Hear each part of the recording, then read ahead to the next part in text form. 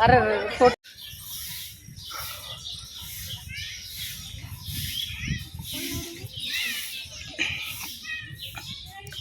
एकदा दर्शन घेऊया अजून इथून आणि निघूया आता.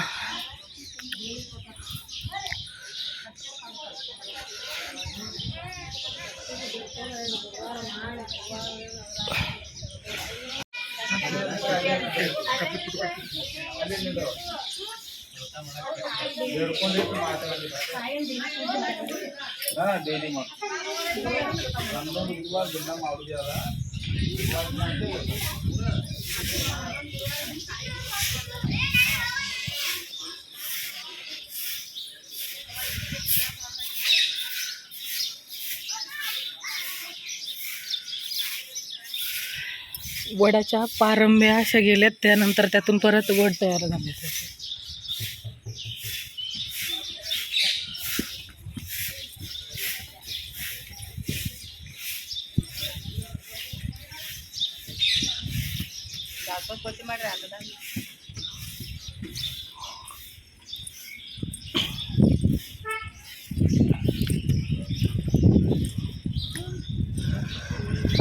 आता आम्ही बाहेर पडलेलो आहोत इथून. आता जाणार आहोत पुढे.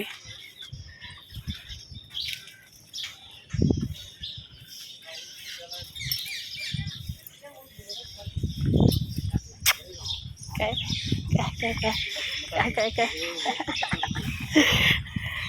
नाही नाही, त्यांनाच द्यायचं आहे. हो तिकडे नेतो की गाडीकडे. त्यांना दोन द्या, 10. ही बाकीचे पण आले, त्यांना पण द्या. ना ह्यांनाच गाडीत घालून नेलं पाहिजे. आ चला तिकडे जाऊया आपण. त्यांना तिकडे द्यावं. सगळी काय गाडीत भरून यांना.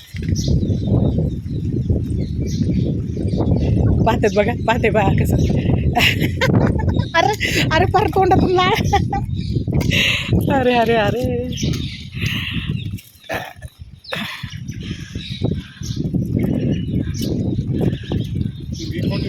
हो, ते जरा ही ना दाखवूया चांगला. आणि हा पटपट खात नाही. हे पटपट खाऊन आहे ना परत ह्याला येतं हे करायला. त्याचं लक्षच नाही खाण्याकडे, त्यामुळे त्याचं चाललाय जीव वाळून चाललंय पार.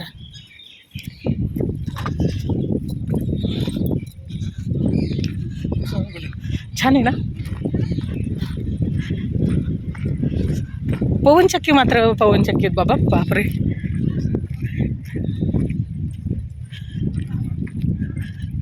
लॉक उघडा.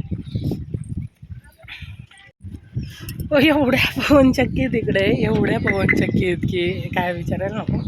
म्हणजे जसं आम्ही कोणतं ते गाव आहे तिथून हायवे सोडला जतमधून, आणि पूर्ण पवनचक्की दिसतात.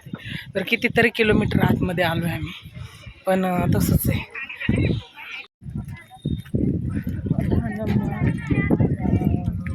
धानेश्वरी वगैरे.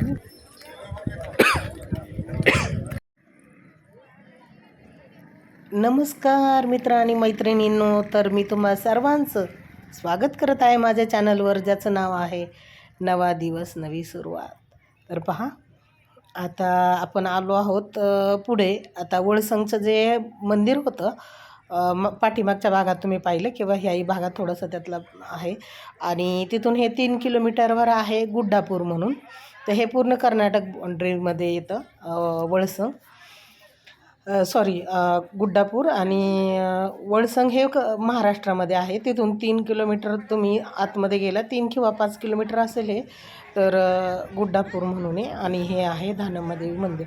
या ठिकाणी देवीने जिवंतपणे समाधी घेतलेली आहे असं तिथले लोक सांगतात. आणि जे पाठीमागचं मंदिर होतं तिथं देवीचं लग्न झालेलं आहे.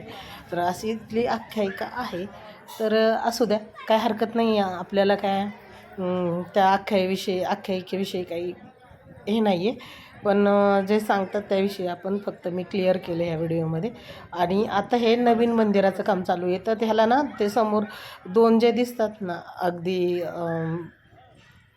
कळस वगैरे, तर मंदिराचे, तर तिथे आहे महादेवाचं कळस एक. आणि समोरच्या बाजूला अगदी बरोबर आहे देवीचा कळस आहे. तर आता हे अजून काम चालू आहे पहा, किती छान प्रकारे मोठ्या प्रमाणावर तिथं काम चालू आहे. आणि हा दुसरा एक शॉर्टकटने आलं ना गाडी लावून तर तिथूनही हा दरवाजा आहे. पण आम्ही समोरून येणं पसंत केलं, जरा दुकानं वगैरे होते आणि देवीला ओटीच्या बांगड्या वगैरे घ्यायच्या होत्या मला, म्हणून मी देवीची ओटीसाठी त्या बाजूने आले, कारण त्या बाजूने दुकानं वगैरे होती. बाकी नारळ ओटी वगैरे मी घरून घेऊनच गेलेली होते आणि तिथे बांगड्या वगैरे घेतल्या देवीच्या. तर असं आहे, असू द्या, काय हरकत नाही आहे. चला आपण जाऊया पुढे.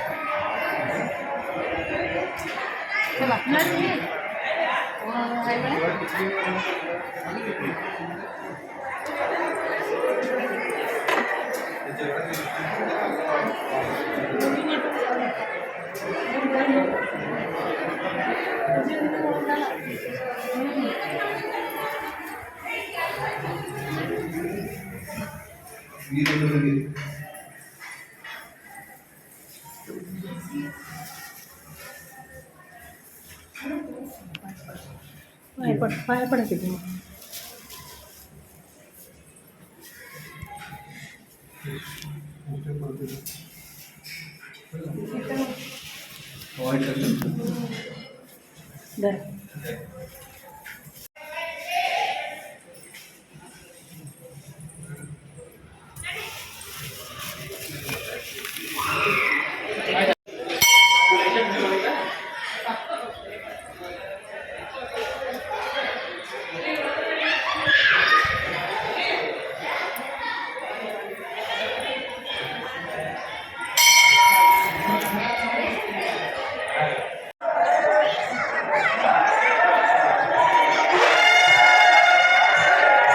कुठं गेली निघून तोपर्यंत व्हिडिओ घेऊपर्यंत आहे ना.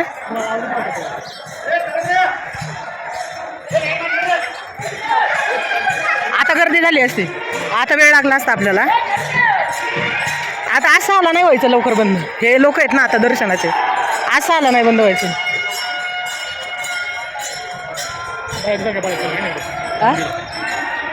हो,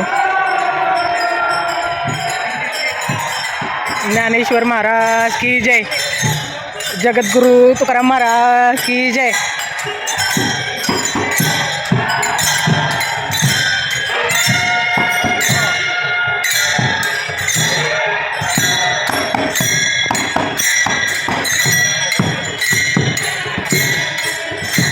चलो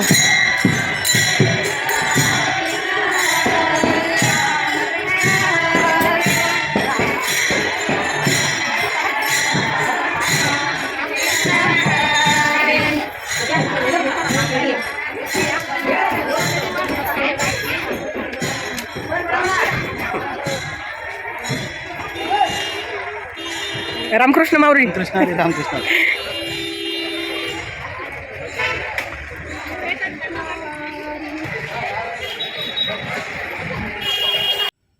तर आता आम्ही आलो आहोत मंदिरातून बाहेर आणि ते वाजले असतील 6 आणि आम्ही आता बाहेर पडलो आहोत आणि निघणार आहोत घराकडे. तर हे समोर आहे अन्नछत्रालय.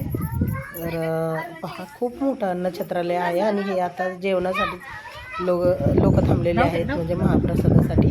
आता तिकडून दर्शन करून आता 6 चालू होणार ना, त्यामुळे इकडे सगळे थांबलेले आहेत. तर आता आम्ही परतीच्या प्रवासाला हे बंगलो आहे निघालो तिकडे आहे. राहिलंय बघा. उशीर फारच झालं होतं, अंतर खूप आहे आणि त्यामुळे श्री क्षेत्र गुड्डापुरी. ओके. सो फायनली आलो आहेत आम्ही घरी आणि आता बनवत आहे म्हणजे जिरा भात, कारण थोडी सकाळची आमटी शिल्लक आहे इथे. तर येताना एवढा भयानक पाऊस आणि ते पण घाटातून वगैरे अंधार तर झाला, कारण आम्हाला आहे ना म्हणजे जवळपास जतमध्येच 7 वाजले होते. जतमध्ये 7 वाजले आणि इतकं पुढे आल्यानंतर विटाच्या तिथून एवढा पाऊस होता घाटातून, बापरे. तर जाताना आम्ही तासगाव मार्गे गेलो, येताना आम्ही विटा मार्गे आलो.